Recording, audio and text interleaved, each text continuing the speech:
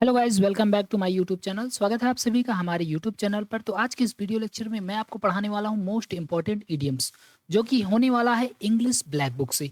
और इसमें हम जो 200 मोस्ट रिपीटेड इडियम्स जो कि एसएससी के एग्जाम में कई बार आया हुआ है, उसका सेट नंबर 7 पढ़ने वाले हैं, जिसमें हम 61 से लेकर के 70 तक के इडियम्स को कवर करेंगे। बाकी इसका पीडीएफ लेना है तो आप हमारे इस टेलीग्राम चैनल से जुड़ जाएगा। चलिए बिना टाइम वेस्ट के वीडियो की शुरुआत करते हैं। पहला इडियम्स आपके सामने है, टू एंड इन स्मोक। इसका मतलब क्या होता है? इसका मतलब होता है बेकार हो जाना, यानी कोई परिणाम ना मिलना। इसको याद कैसे करेंगे? जैसे मान लीजिए आपके पिताजी ने आपको पैसा दिया, और पैसा दिया तो आपने पैसे को क्या किया? सट्टा में लगा दिया, जुआ में लगा दिया, कहीं लगा दिया, और या आपने उसका सिगरेट पिया, सिगरेट पी करके धुआं में उड़ा दिया। अब जो भी पैसा था उस पैसे को अगर आप धुएं में उड़ा देते हैं, ठीक है, अगर कोई पैसा दिया गया है उसको पैसे पैसे को आप इंड कर देते हैं कहाँ पर? धुएं में। तो क्या उस पैसे का कोई परिणाम निकलेगा? कोई परिणाम नहीं निकलेगा ना। तो अगर हम कोई चीज़ धुएं में उड़ा देते हैं, स्मोक में उड़ा देते हैं, धुएं में उड़ा देते हैं, इसका मतलब वो क्या हो जाएगी? बेकार हो जाएगी, उसका कोई रिजल्ट नहीं मिलेगा। ओके, इंग्लिश मीनिंग देख लेते हैं। टू कम टू नथिंग मतलब नथिंग पर आ जाना, मतलब शून्य हो जाना। And with any practical result मतलब एंड हो जाना।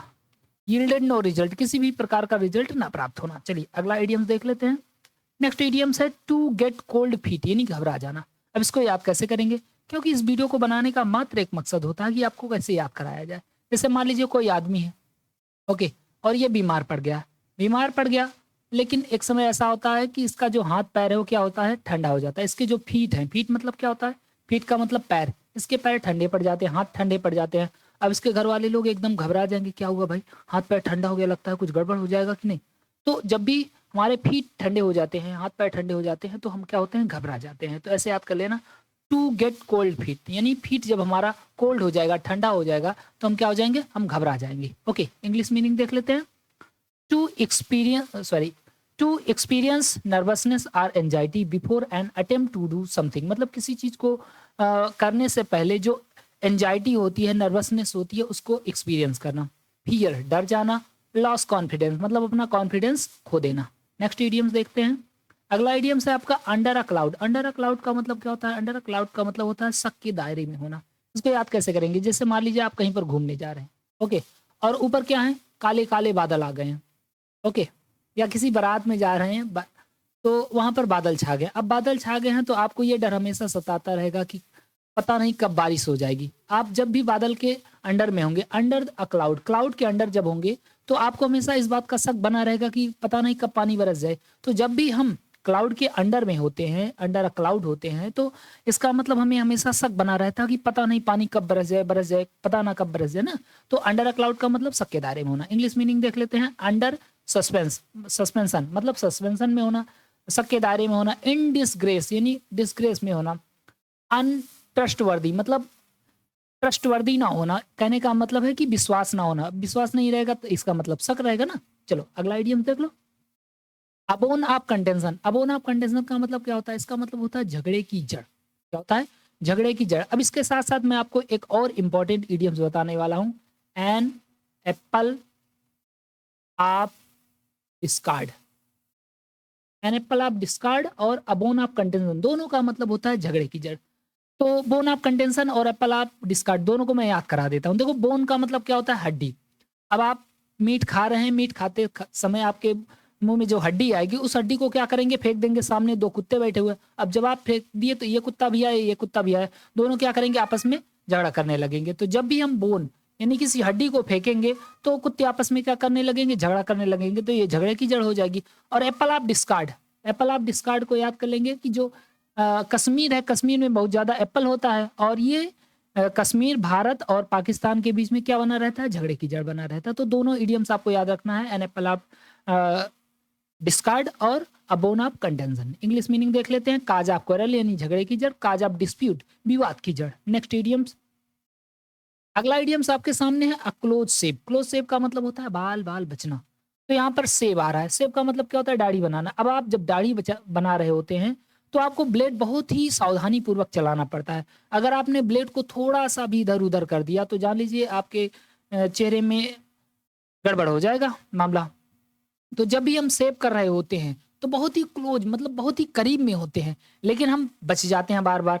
तो जब भी हम सेव करेंगे, तो अब सेव करते समय हम क्या होते हैं? बाल बाल बच जाते हैं। ओके, तो क्लोज सेव क्लोज शेप का मतलब बाल बाल बचना। इंग्लिश मीनिंग देख लेते हैं, नैरो स्केप फ्रॉम डेंजर, मतलब खतरे से बहुत कम अंतर पे बच जाना। अगला है अ फूल्स पैराडाइज। अ फूल्स पैराडाइज का मतलब हवाई महल बनाना, या हम कह सकते हैं काल्पनिक दुनिया। फूल्स का मतलब क्या होता है, मूर्ख, और पैराडाइज का मतलब क्या होता है, स्वर्ग। क्या होता है, स्वर्ग। तो कोई मूर्ख व्यक्ति अगर उसको हम किसी गड्ढे में बैठा दें, किसी गंदी जगह पर भी बैठा दें, तो कहेगा वाह कितनी बढ़िया जगह है, उसको ऐसा स्वर्ग महसूस होने लगे। कहीं पर भी किसी चीज को वो कल्पना कर सकता है। तो फूल यानी मूर्ख लोग जो हैं, वो अगर स्वर्ग मान रहे हैं किसी चीज को, तो जरूरी नहीं कि वे स्वर्ग है, वो बेकार ही है। हो सकता है कि बनावटी चीज है, गुर पे बैठा दिए हैं, उसको लग रहा है अरे हम तो राजगद्दी पर बैठे हुए हैं। तो फूल्स पैराडाइज यानी मूर्खों का स्वर्ग। तो मूर्खों का स्वर्ग क्या होता है, एक काल्पनिक दुनिया होती है, an imaginary world. English meaning देख लेते हैं, being happy for foolish reason, मतलब खुश हो जाना फुलिश रीजन, मूर्खतापूर्ण कारण से। State of happiness on a person's not knowing about potential trouble, मतलब एक ऐसी सिचुएशन हैप्पीनेस की जिसमें आदमी को पता नहीं कि वास्तव में खुश होना है कि नहीं खुश होना है। ओके चलो अगला आइडियम देख लो। अगला है ऐड इंसल्ट टू इंजरी। इसका मतलब होता है जले पर नमक छिड़कना, यानी कोई चीज पहले से बेकार हुआ है उसमें और उसमें कुछ ऐड कर दो। जैसे किसी आदमी के मान लो पाँव में लग गया है, अब तुम ले जा करके उसको सूजा चुभा दो, ये हो जाएगा add to injury, add insult to injury. Add insult to injury का मतलब जले पर नमक छिड़कना, यानी अगर कोई संकट में जूझ रहा है उसको और संकट दे देना।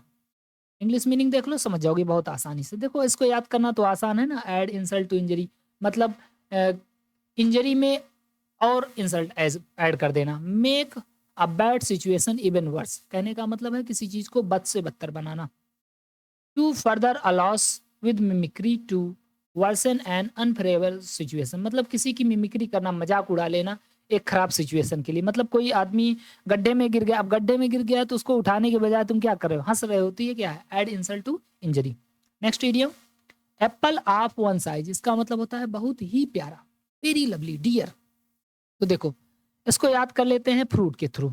जैसे आप जानते हैं कि बहुत सारा फल होता है, सेब, केला, अंगूर, संतरा, लेकिन उनमें जो सबसे प्यारा फ्रूट होता है वो क्या होता है, एप्पल होता है। उसका शेप ही कुछ ऐसा मतलब बढ़िया रहता है। अब देखो आप संतरा ले लो, वो थोड़ा टेढ़ा मेढ़ा गंटड़ा टाइप का रहता है ना, तो वो अच्छा नहीं लगता। अंगूर ले लोगे तो छोटा मोटा रहेगा, लेकिन अगर आप सेब का फिगर देखेंगे तो सेब कैसा रहता है, बहुत ही प्यारा होता है। ऐसे कुछ होता है ना, कितना अच्छा लगता है सेब।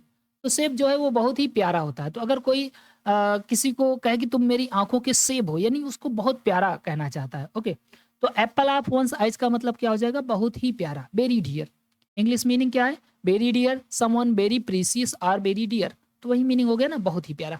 नेक्स्ट इडियम्स, अगला इडियम्स है आपके सामने, एट स्नेल पेस। इसका मतलब होता है बहुत धीरे धीरे। अब इसको याद कैसे करेंगे, देखो स्नेल का मतलब क्या होता है, स्नेल का मतलब होता है घोघा। जब कभी आप बारिश के समय में देखते होंगे गड्ढा उड्ढा में, तो ऐसे एक स्नेल होता है, ऐसे चलता रहता है पानी में, बहुत ही धीरे धीरे ऐसे चलता रहता है, इसको बोलते हैं स्नेल। तो क्या ये भागता है, बहुत ही धीरे धीरे। पेस का मतलब क्या होता है, पेस का मतलब होता है गति। तो स्नेल, स्नेल की पेस कैसी होती है, मतलब ये जो घोंघा होती है इसकी गति कैसी होती है, इसकी गति बहुत धीमे धीमे होती है। यहाँ रहेगा तो 2-4 घंटे में यहाँ पहुंचेगा, एकदम धीरे धीरे धीरे धीरे चलता रहता है। तो इसकी गति कैसी होती है, बहुत धीमी होती है। इंग्लिश मीनिंग आप देख सकते हैं, डू समथिंग वेरी स्लोली, किसी चीज को बहुत धीरे धीरे करना। नेक्स्ट इडियम आपका है, और ये लास्ट इडियम्स है, back to the drawing board. इसका मतलब होता है नए सिरे से बनाना या नए सिरे से शुरुआत करना। इसको याद कैसे करेंगे, जैसे मान लीजिए आपकी बोर्ड की परीक्षा है, और बोर्ड की परीक्षा में आपने अच्छे से पढ़ा नहीं, और अच्छे से ना पढ़ने की वजह से आप क्या हो गए, आपके पेपर में बैक लग गया या आप फेल हो गए। तो अब क्या करना है आपको, अगर बोर्ड की परीक्षा अच्छे से निकालनी है, अच्छे से आपको एग्जाम क्लियर करना है, तो आपको एक नई शुरुआत करनी पड़ेगी ना। तो back to the drawing board, इसका मतलब नई शुरुआत करना। ओके, इंग्लिश मीनिंग देख लो, plan to it all over again, मतलब किसी चीज को शुरू से करने का प्लान करना। Use to indicate that an idea has been unsuccessful and that a new must be devised, मतलब इस चीज का इशारा मिल जाना कि जो हमारा पुराना आइडिया है वो अनसक्सेसफुल रहा है, बेकार हो गया, अब हमें नए सिरे से शुरुआत करनी चाहिए।